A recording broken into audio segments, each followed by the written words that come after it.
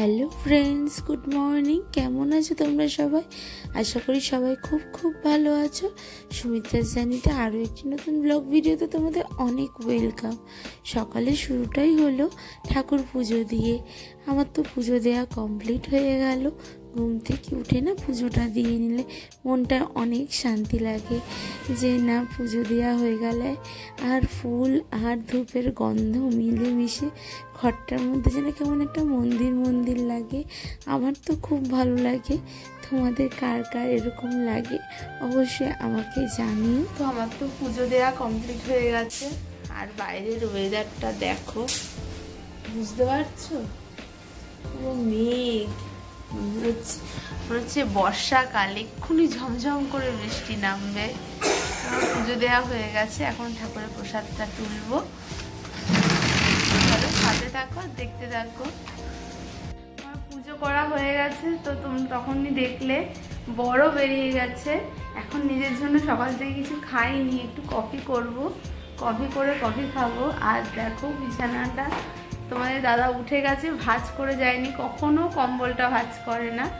এই চাদরটাও পাল্টাবো, একটা নতুন চাদর পাতবো, কারণ একটা স্পেশাল ডে আসছে সামনেই আমাদের, ওই জন্য একটু নতুন চাদর পাতবো, গুছিয়ে রাখবো ঘরটা, একটু ভালো লাগবে, তাই জন্য। চলো তোমরা দেখতে থাকো ব্লগটা। কি বলবো না বুঝতে পারছি না, মনটা ঠিক নেই, মনটা ঠিক মনের জায়গায় নেই গো। চলো দেখতে থাকো। তারপরে নিজের জন্য বানিয়ে নিলাম হচ্ছে 1 কাপ ভর্তি করে গাঢ় করে কফি। আমি না কফিটা খুবই ভালো করি, এটা সবাই বলে। আমার দাদা মানে হচ্ছে আমার জামাইবাবু, দাদা তো মানে রেস্টুরেন্টের কফির থেকেও আমার হাতের কফি নাকি দাদারও বেশি ভালো লাগে। আমার নিজেরও খুব ভালো লাগে। আর আমার বর তো সবসময় বলে যে আমি কফি খুব ভালো করি। তো কফিটাকে একটু গার্নিশ করে দিলাম, উপর থেকে একটুখানি কফি ছড়িয়ে দিলাম। নিজের জন্য কফি করে নিয়েছি কফি মাগে। আবার জ্বর আসছে গো, কাঁপুনি দিচ্ছে আমার। আজ ওয়েদারটা কি বাজে না বলো, রোদ্র নেই, আর দেখবে এরকম ওয়েদারে না খুব মন খারাপ হয়ে যায়। তারপর মাথা যন্ত্রণা করে, অনেক রকম চিন্তা মাথায় আসে। বেশি যেন এইরকম ওয়েদারে না পাওয়াগুলোকে আরো বেশি, না পাওয়াগুলো যেন বেশি আঁকড়ে ধরে, তখন আরো বেশি কষ্ট হয়। মানে কি বেশি করে তখন সেই জিনিসটাকে পাওয়ার জন্য কষ্ট হয়। মোটামুটি মানে আমার কাছে এইরকম ওয়েদারটা না ভীষণ না পাওয়াগুলোকে মনে করিয়ে দেয়, আর কিছু মানুষের কাছ থেকে পাওয়া আঘাতগুলোকে আরো বেশি করে মনে করিয়ে দেয়। মনে হয় যে কেন, কিসের জন্য আমার সাথে এরকম হলো, কেন হলো, কি করেছিলাম আমি, কি আমার অপরাধ যে আমার লাইফটা এরকম হলো।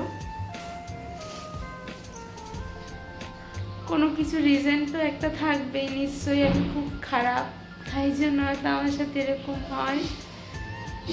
যে বা যারা আঘাত করে চলে যায় না, তারা বোঝে না যাকে আঘাতটা করা হলো সে কতটা কষ্ট পেল, সেটা কেউ বুঝতে চায় না, সেটা কেউ খবরও নেয় না। আমি পাগল, পাগলের আবার কষ্ট থাকতে আছে নাকি? পাগলের ডিপ্রেশন থাকতে নেই। তো যত এই ওয়েদারগুলো বেশি করে মনে করায়, না মনে করতে চাইলেও না মনে করিয়ে দেয়। দেখো কেমন সূর্যটা উঠবে উঠবে করে উঠছে না, যেন মনে হচ্ছে লজ্জা পাচ্ছে। চলো আমি কফিটা খেয়ে নিই, ঠান্ডা হয়ে যাবে। আচ্ছা পরে কথা বলবো তোমাদের সাথে আবার। কফির সাথে 4টে বিস্কুট নিয়ে নিলাম, নিয়ে খেয়ে নিলাম হচ্ছে 1 মাগ কফি। বেশ এনার্জিটাও চলে এলো। আর সেদিনকের ওয়েদারটা না মানে হচ্ছে গত বৃহস্পতিবারের ব্লগ এটা, আর আমি এডিট করছি হচ্ছে আজকে মঙ্গলবার। তো সেদিন খুব মেঘলা আকাশ ছিল।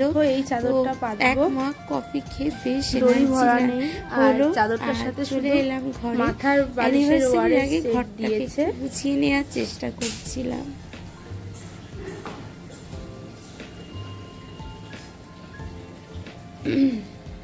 আর কোলবালিশে হচ্ছে এই ওয়ার দুটো কিনেছি, এমনি ম্যাচিং পিঙ্ক পিঙ্ক একটু দেখে এইগুলো পেতে দেবো। এগুলো দড়ি ভরতে হবে। তো দেখলে যে এই চাদরগুলো পাতবো, তো এই চাদরগুলো তো পাতবো দেখলে, কিন্তু কোলবালিশের ওয়ার দুটো দেয়নি, যেহেতু ওই অন্য কোলবালিশের ওয়ার আমার নতুন কিনেছিলাম সেই পুজোর সময়তেই। তো পিঙ্ক পিঙ্ক একটু সেট দেখে ওগুলো পেতে দেবো কোলবালিশের মধ্যে। আর বালিশের ওয়ার তো দিয়েছে, কিন্তু দড়ি ভরা নেই, দড়ি ভরতে হবে। আমি দড়িটা ভরে নিই, আবার আসছি।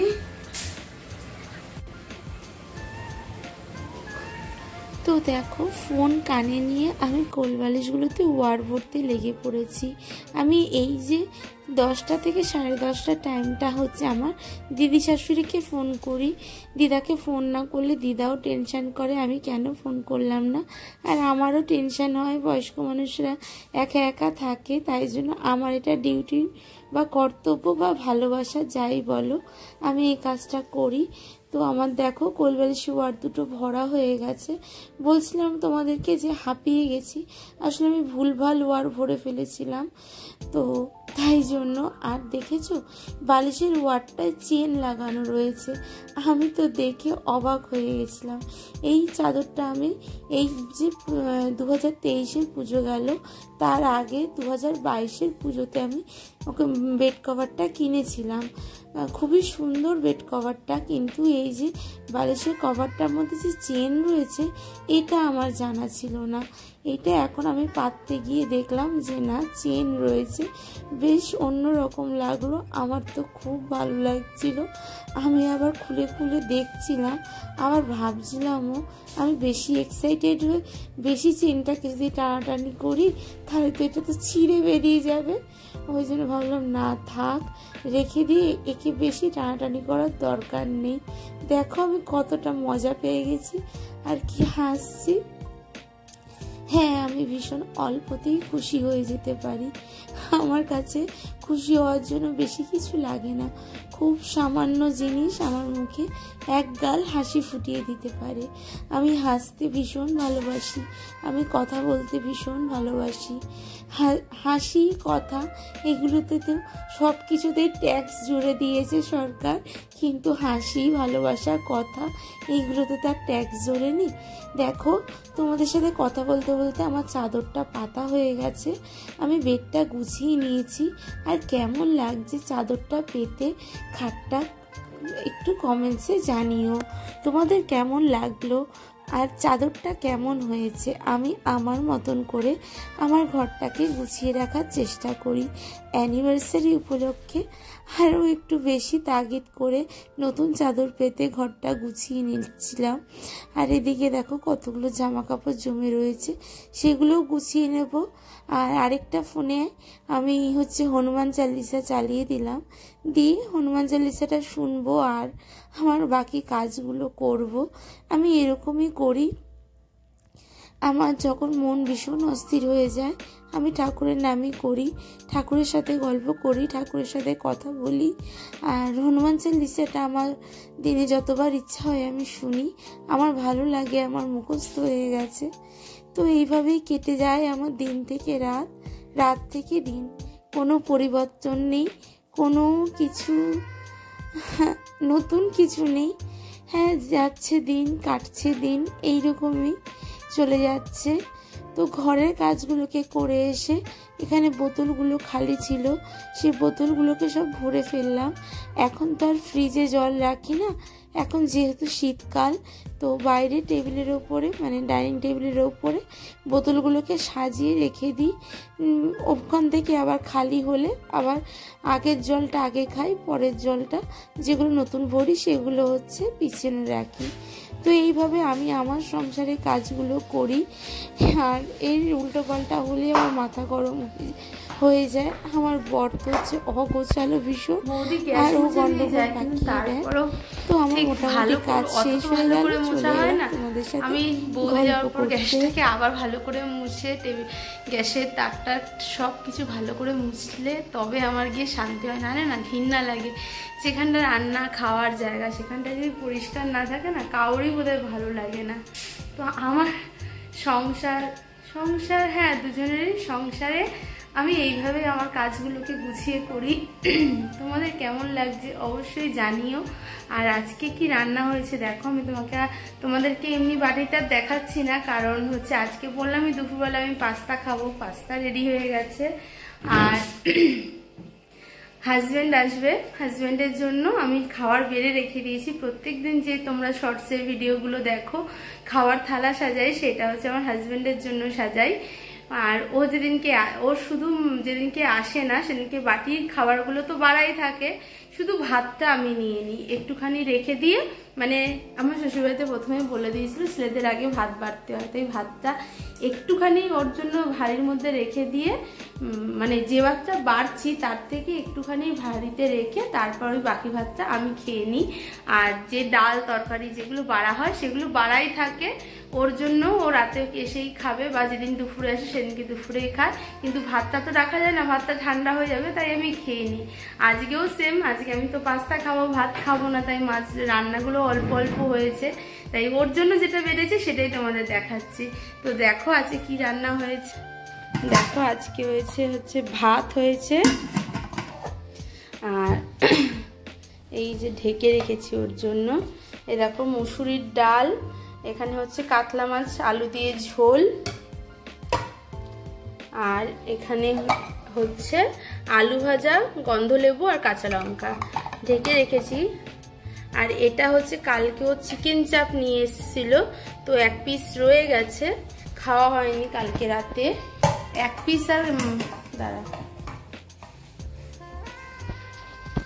কালকে বরের বিয়ের বাড়ির নিমন্ত্রণ ছিল, তাই জন্য আমার জন্য হচ্ছে বাটার নান আর হচ্ছে চিকেন চাপ নিয়ে এসেছিল। তো আমি একটা চিকেন চাপ খেয়েছি, আর আরেকটা চিকেন চাপের লেগ পিস রয়ে গেছে, ওটাও খেয়ে নেবে। আমি আজকে খাবো না, ভালো লাগছে না আজকে আমার কিছু, তাই জন্য খাবো না, রেখে দিলাম ওর জন্য সব খাবার বেড়ে, ও এসে খেয়ে নেবে। আর আমার পাস্তাটা দেখাচ্ছি, এই দেখো পাস্তা।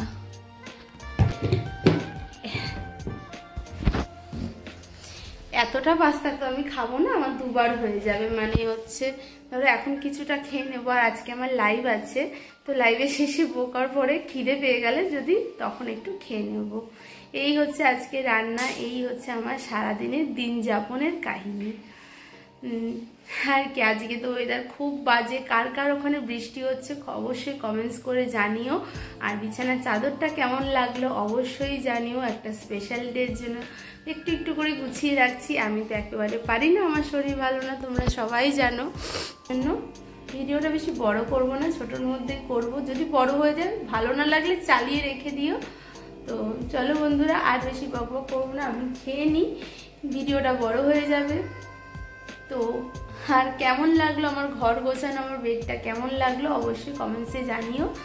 ভালো লাগলে চ্যানেলটাকে সাবস্ক্রাইব করে আমার পাশে দেখো, আর চ্যানেলের নতুন বন্ধু হলে চ্যানেলের পাশে থাকা নোটিফিকেশন আইকনটাকে টং করে বাজিয়ে দিয়ে নোটিফিকেশনটাকে অল করে রেখো, যাতে আমি যাই ভিডিও পোস্ট করি না কেন সবার আগে তোমাদের কাছে পৌঁছে যায়। আমি আমার সাবস্ক্রাইবারদের ভীষণ ভালোবাসি, কারণ তোমাদের জন্যই আজকে সুমিত্রাস জার্নি আছে। তোমরা না থাকলে সুমিত্রাস জার্নি, এমনকি সুমিত্রাই হয়তো হারিয়ে যাবে। সবসময় প্লিজ আমার পাশে দেখো, আমি তোমাদের পাশে সবসময় ছিলাম, আছি আর থাকবো, কথা দিচ্ছি। চলো একটা মেঘলা দিনের শুভেচ্ছা জানিয়ে আজকে আমার ভিডিওটা শেষ করলাম। ভালো থেকো, সুস্থ থেকো, দেখা হবে নতুন কোনো দিনে নতুন কোনো ভিডিওর সাথে। ততক্ষণ অবশ্যই সুমিত্রা জার্নির পাশে থেকো। যারা সুমিত্রা জার্নিতে নতুন আছো, এখনো পর্যন্ত চ্যানেলটাকে সাবস্ক্রাইব করোনি, তারা তাড়াতাড়ি করে চ্যানেলটাকে সাবস্ক্রাইব করে দাও, আর পাশে থাকা নোটিফিকেশন আইকনটাকে টং করে বাজিয়ে দিয়ে নোটিফিকেশনটাকে অল করে রেখো, যাতে আমি যাই ভিডিও পোস্ট করি না কেন সবার আগে তোমাদের কাছে পৌঁছে যায়। কি অবাক হচ্ছে, কি কথা বলতে পারে, আমি কথা বলতে খুব ভালোবাসি। যাই হোক, চলো টাটা, বাই বাই, ভালো থেকো সবাই।